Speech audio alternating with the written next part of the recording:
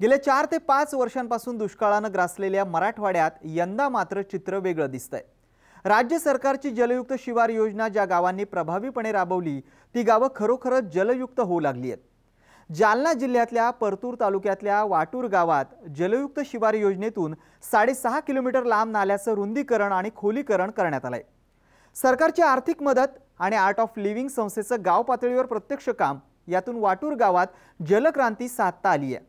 आज आपण जलयुक्त गावाची पाहणी करण्यासाठी जालना जिल्ह्यात जालना परभणी महामार्गालगत वाटूर गावच्या शिवारात जाणार आहोत। आज ज्या युवकांच्या फौजा व्यसनाकडे जात आहेत, तणावामध्ये जगतायत, शेतीकडे दुर्लक्षित होत आहेत, याचं मुख्य कारण हे फक्त पाणी होतं आणि या पाण्यामुळे आज पूर्णपणे तरुण पिढी ही शेतीकडे वळू लागली आहे। ग्रामीण भारतातली तरुण पिढी गावात राहून देशाच्या विकासात योगदान देण्यासाठी सक्षम करणं हा आर्ट ऑफ लिव्हिंग या संस्थेचा एक मोठा उद्देश आहे। तरुणांनी गावात राहून शेती व्यवसाय करावा यासाठी गावं जलयुक्त करण्यावर आर्ट ऑफ लिव्हिंग आणि सरकारचा जोर आहे। याच माध्यमातून दुष्काळाने ग्रासलेल्या जालना जिल्ह्यातल्या मंठा आणि परतूर तालुक्यात जलयुक्त शिवारचं काम हाती घेण्यात आलंय। या कामात आर्ट ऑफ लिव्हिंगचे तरुण स्वयंसेवक आपलं मोठं योगदान देत आहेत। काम करणाऱ्या 100 सगळ्या युवाचार्यांचा ग्रुप या जिल्ह्यामध्ये आम्ही सक्रिय बनलो। यावर्षी महाराष्ट्र शासनाने पण या अभियानामध्ये उडी घेतली आणि त्याचं नाव जलयुक्त शिवार अभियान ठेवलं। आम्ही गावागावामध्ये जाऊन लातूरला जे काही काम आपण केलंय त्या कामाचं पूर्ण पीपीटीच्या माध्यमातून लोकांना चित्रण दाखवलं, या कामाचं महत्त्व त्यांना पटवून सांगितलं आणि त्यांचा सहभाग घेण्याचं एक फार मोठं काम आर्ट ऑफ लिव्हिंगच्या माध्यमातून आम्ही गावागावामध्ये केलं। सहभाग आणि आर्ट ऑफ लिव्हिंगची प्रत्यक्ष काम करून घेण्याची पद्धत आणि त्यांना लागणारी मदत यांच्या माध्यमातून आज आम्ही परतूर आणि मंठा तालुक्यातल्या 41 गावामध्ये ह्या जलक्रांतीचं काम केलंय।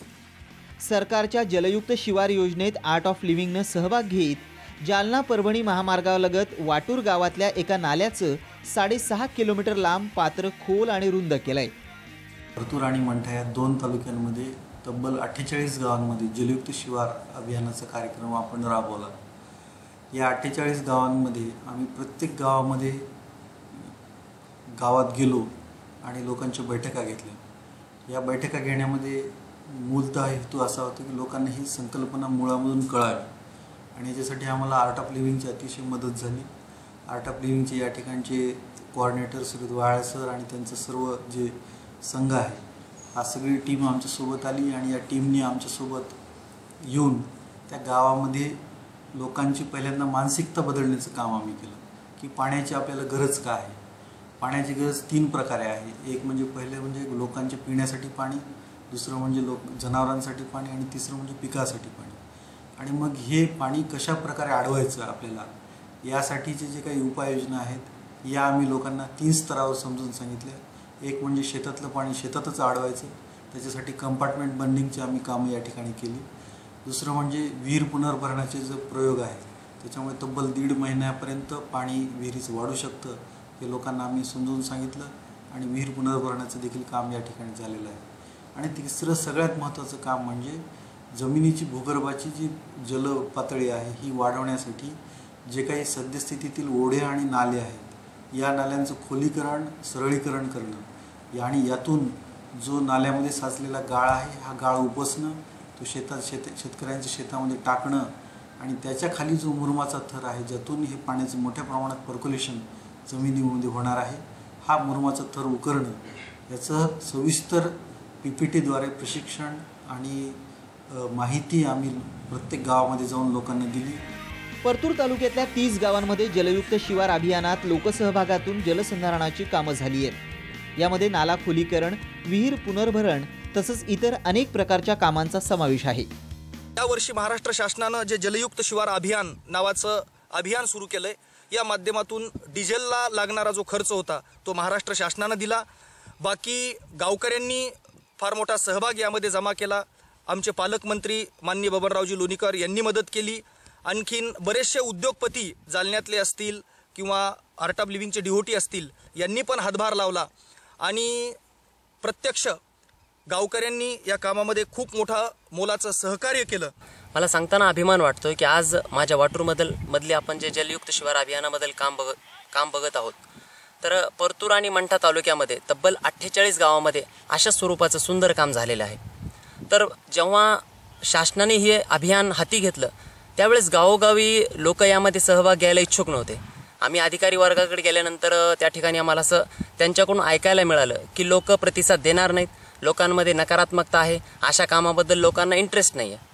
मग आम्ही प्राध्यापक डॉक्टर पुरुषोत्तम वायाळ सर, जे की मराठवाडा कोऑर्डिनेटर आहेत आर्ट ऑफ लिव्हिंगचे, यांच्यासोबत माझे मित्र सगळे स्वयंसेवक आम्ही गावोगावी गेलो। लोकांना त्या ठिकाणी आम्ही पॉवर पॉईंट प्रेझेंटेशनद्वारे लातूरमध्ये असेल किंवा जळगावमध्ये 2012 सालीपासून जलजागृती अभियान नावाखाली आर्ट ऑफ लिव्हिंगने जे काही पाण्याची क्रांती चालवली होती त्याचे PPT दाखवल्या। त्याचबरोबर साम या वाहिनीवर आलेल्या शेतकऱ्यांच्या यशोगाथा किंवा पाण्यावर केलेल्या जे काही आर्ट ऑफ लिव्हिंगने काम आहे त्याच्या यशोगाथा दाखवल्या लोकांना, आणि यातून आम्हाला एक क्रांतिकारी बदल दिसला। लोकांची मानसिकता बदलली, लोकांमध्ये एक सकारात्मक बदल जाणवला। अधिकारी म्हणायचे की ह्या गावामधून आम्हाला काहीच रिस्पॉन्स मिळाला नाही, ते पूर्वी जाऊन आले होते, अशा गावांमध्ये आम्ही परत गेलो। तर जेव्हा आपण हे त्यांना सर्व दाखवलं, समजून सांगितलं, तर तेव्हा आम्हाला अनपेक्षित असा त्यांच्याकडून प्रतिसाद मिळाला। ज्या लोकांकडे 1-1 एकर जमीन आहे अशा लोकांनी आपल्याला 1000-1000, 10,000 रुपये ह्या कामासाठी देण्याचे कबूल केले आणि त्या ठिकाणी खूप सुंदर असे काम उभा राहिले। आर्ट ऑफ लिव्हिंगचे मराठवाडा समन्वयक प्राध्यापक डॉक्टर पुरुषोत्तम वायाळ यांनी आपल्या तरुण सहकार्यांना सोबत घेऊन गावोगावी शेतकऱ्यांचं मन वळवण्याचं काम केलं। त्यानंतर प्रत्यक्षात कामाला सुरुवात झाली। माझ्यासोबत काम करणारे सगळे काही युवाचार्य यांनी मोठ्या तळमळीने हे काम केलं आणि वाटूर या गावचं काम हे एक मॉडेल असं काम बनलेलं आहे की ज्यामध्ये तांत्रिक शास्त्रीय दृष्टिकोन हा आपल्या समोर दिसतोय। कारण यातून निघालेला गाळ आम्ही बाजूला टाकलाय, मध्ये आम्ही जवळपास 1.5 मीटरची पूर्णपणे जागा सोडून दिली आहे की ज्यामधून हा गाळ परत पात्रामध्ये ढासळणार नाही, आणि तो तसाच न ठेवता एक 18 ते 19 फुटाचा रस्ता दोन्ही बाजून आम्ही केलाय की जो मुख्य प्रश्न या भागातला होता। आजूबाजूच्या शेतकऱ्यांना दळणवळणासाठी रस्ते उपलब्ध नव्हते, त्यांना आज रस्ते उपलब्ध झालेत, यातून ट्रक जातोय, यातून ट्रॅक्टर जातोय आणि ते छानपैकी त्यांचे घेतलेले पिकं हे मुख्य रस्त्यापर्यंत नेऊ शकतायत। उन्हाळ्यात सलग 2 ते 3 महिने कामं झाल्यानंतर सुदैवानं पहिल्याच पावसात आलेल्या पाण्यानं हा नाला तुडुंब झालाय।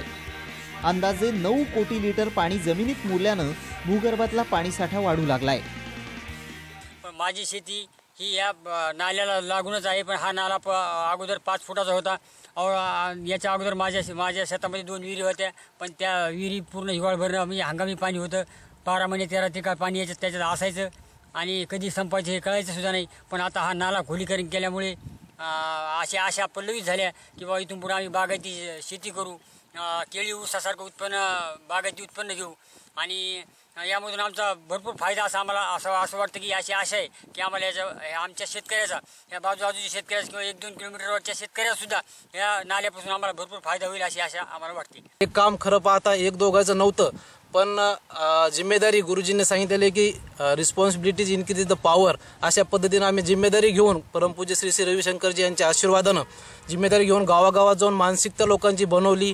या ठिकाणी आर्ट ऑफ लिव्हिंगचे डॉक्टर वायाळ सरांनी कोर्सेससुद्धा घेतलेले, त्यातून एक मानसिकता तयार करून या ठिकाणी लोक एकत्र आणले आणि या लोकसहभागसुद्धा या ठिकाणी घेऊन आर्ट ऑफ लिव्हिंग आणि शासनाच्या जलयुक्त शिवार अभियान या त्रिवेणी संगमातून हे काम आम्ही परिपूर्ण केलं आणि याचं फल असं भेटलं की आज आपल्यासमोर 9,500 कोटी लिटर पाणी आपल्यासमोर आहे आणि या पाण्यामुळं आज जवळपास 3,500 हेक्टर शेतकऱ्यांच्या जमीन कोरडो होती ती बागायती बनलेली आहे आणि याचं हजारामध्ये खेळणारा शेतकरी आज लाखामध्ये जाईल, त्यांच्या मुलाबाळांना शिक्षण चांगलं भेटेल आणि आज मराठवाड्यामध्ये सातत्याने जो काही दुष्काळ पडतोय या दुष्काळ मात होण्यासाठी खूप महत्त्वाचं काम या ठिकाणी झालेलं आहे।